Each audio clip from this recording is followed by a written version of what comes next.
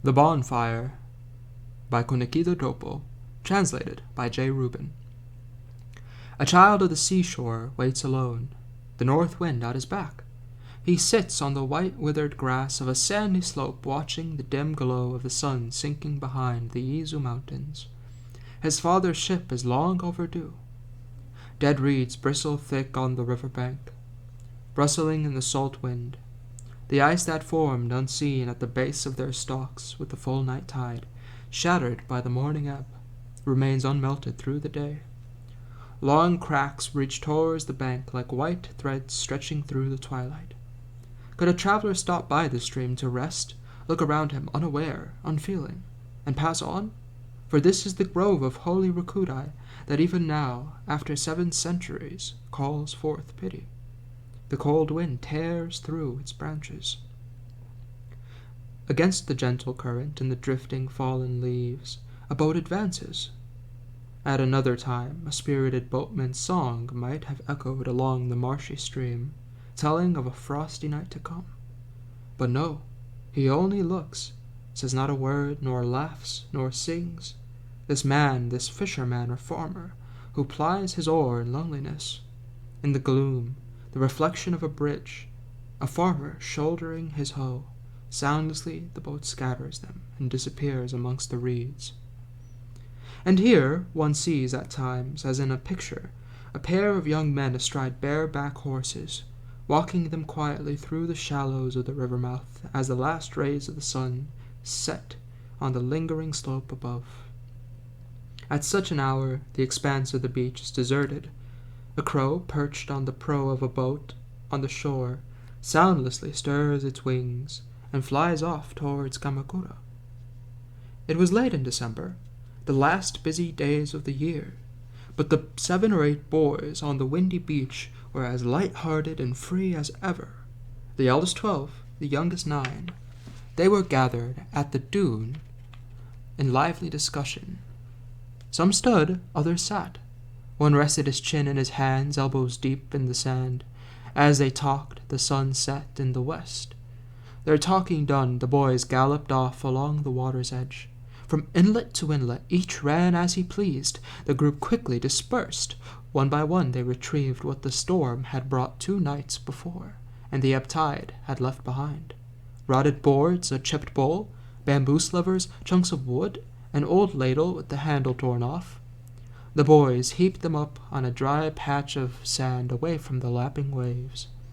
All they had gathered was soaking wet. What could they have been doing in the twilight chill? The sun had long since gone down. The clouds that seemed to enfold the peak of Mount Hakano's Ashigara were dyed a golden hue. The wind had dropped. Fishing boats headed back for the village, sails down and oars working as they neared the shore. A round-faced boy, dark-skinned but handsome, had found an old mirror frame, the glass long since gone. "What a shame it would be," he said, "to burn this." But an older boy said, "That will burn the best of all." He was just then unloading a stout-looking pole that was almost too heavy for him. That won't burn," said the other. "Yes, it will," said the older boy, turning angrily away. Standing by them, another boy shouted happily that today's was the best find they had ever made. The spoils of their hunt they had gathered for burning. With the red flames, wild joy would be theirs. Running and leaping across, they would prove their courage, and now from the dunes they gathered dry grass. The eldest stepped forward and touched it with the fire. They stood in a circle and waited to hear the crack of bamboo split by the flames. But only the grass burned. It caught and died, caught and died. A few puffs of smoke billowed up, nothing more.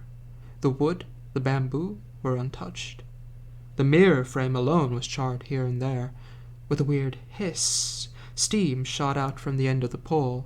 One after another, the boys dropped to the sand and blew at the pile as hard as they could. But instead of flames, smoke arose, stinging their eyes. Their cheeks were stained with tears. The sea was dark. The nearby island of Inoshima could no longer be seen. A string of sandpipers swooped along the beach, their cries echoing sadly first near and then far, invisible one moment, appearing the next, dull white shapes in the evening gloom. An excited rush of wings from the reeds, a flock of snipes must have taken to the air. "Look, look!" one boy shouted. "The Izu hill fires! If their fires burn, then why shouldn't ours?" All leaped to their feet, looking out towards the water. Far across the great bay of Sagami, first one fire, then another would flicker and tremble, hardly more than will-o'-the-wisps. Now that the harvest was over, the farmers of Izu must have been burning the chaff off the fields and the hills. Surely these were the fires that brought tears to the eyes of winter travelers, their distant glow telling only of the long, dark road ahead. The boys danced wildly and clapped and sang, "The hills are burning! The hills are burning!" Their innocent voices rang through the dusk down the long, lonely beach, blending with the whisperings of the waves, which rushed in from the southern tip of the inlet in foaming white lines. The tide was beginning to rise. A voice called from beyond the sand dunes, "How long are you going to stay on that cold, dark beach?" Not one of them heard, so transfixed were they by the distant Izu fires. "Come home! Come home!" the voice called again, and this time a small boy heard. "My mother is calling! I'm going home!" he shouted, and ran from the beach. The others, behind him, shouted and rushed to be the first to the top of the dune. Still vexed by their failure, the eldest boy looked back at the pile as he ran. One last time he looked back from the top of the dune before running down the far side. It has caught!" he shouted. "Our fire has caught!" When he saw the flames on the beach, the others, amazed, climbed back to the top. They stood in a row and looked down. It was true! The stubborn bits of wood, fanned by the wind, had caught fire. Smoke billowed up and red tongues of flame shot out, disappeared and shot out again. The sharp crack of bamboo joints splitting in the fire, the shower of sparks with each report. Yes, the fire had caught, but the boys stood their ground, clapped and shouted with joy, then turned and raced down the hill for home. Now the ocean was dark, and from the beach too, the sun had faded.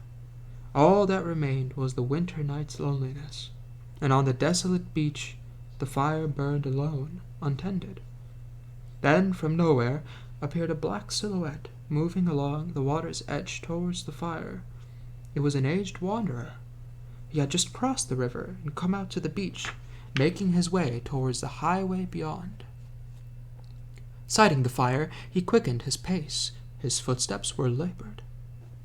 "A wonderful fire!" he cried. His voice was hoarse and feeble. Casting his staff away, he set down his pack and held his trembling hands over the flames. His knees shook, and his teeth chattered as he said, "How cold the night is!"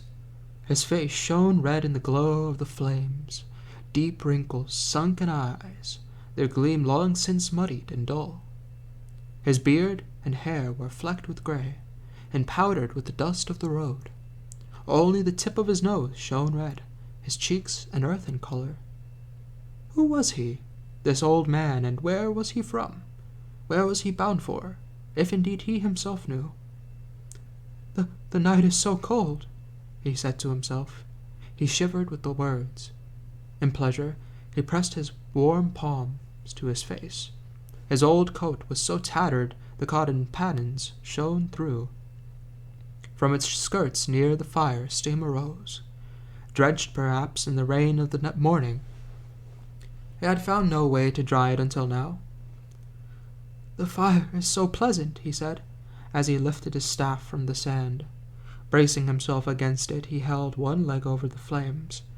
The heavy blue cloth of his traveler's leggings was faded and torn.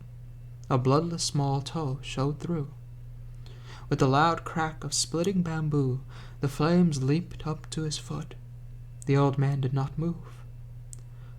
"Ah, this wonderful fire! I wish I could thank the person who built it," he said, then paused to shift to the other foot. "In the 10 long years since I had left that happy fireside. I have yet to find another one as pleasant as this." As he paused, he spoke, and gazing into the depths of the flames, it seemed he could make something far, far away. Could it be that in this fire was the image of another, as it burned long ago, and with its sons and grandsons long unseen? "The old fireside was joyful indeed. This fire is one of sorrow. No, no, past is past, and now is now. How pleasantly this fire burns!" The old man's voice was trembling. He hurled his staff away, turned his back to the fire, and stood erect, facing the sea. With his fists he pounded his lower back. He looked up at the clear, black sky. It seemed to envelop the frosty stream of the Milky Way, and dip down to the Izu headland in the distance. The old man was warm now, his sodden cloak dry. Who had he built this fire? For whom had it been made? His heart filled with thanks, and he felt the tears come. He heard no wind, no waves, and he closed his eyes. Only the sound of the incoming tide, seeping into the sand. In that moment, he forgot the sorrow of his endless wandering. The old man's heart had once more returned to the days when he was a boy. At length, the fire began to die. The bamboo, the wood, had all turned to ash. Only the stout pole continued to burn, but the old man was unperturbed until it was time to walk on. He raised his arms above the fire, as if in a parting embrace, his eyes fluttering once, but he straightened, resolute, turned and strode away. 2 steps, 3, and he turned back again. He swept up the unburnt splinters and twigs and added them to the fire, and once more it blazed up, and the sight had brought a smile to his face. When the old man had gone, the fire burned on, casting its feeble glow into the desolate gloom of the night. The night wore on. The tide came in. The boy's fire and the old man's footprints were erased by the eternal waves.